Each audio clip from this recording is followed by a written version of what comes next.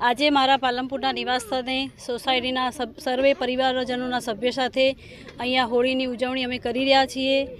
આજનો ઉત્સવ ફાગણી પૂનમનો ઉત્સવ હોળિકા દહનની સૌ પ્રજાજનોને હું શુભકામનાઓ પાઠવું છું અને આપ સૌ બનાસવાસીઓ પ્રજાજનોના જીવનમાં આ પર્વ નિમિત્તે સુખ, શાંતિ, સંતોષ અને સદ્ગુણરૂપી સમૃદ્ધિ આવે એવી પ્રભુને પ્રાર્થના કરું છું।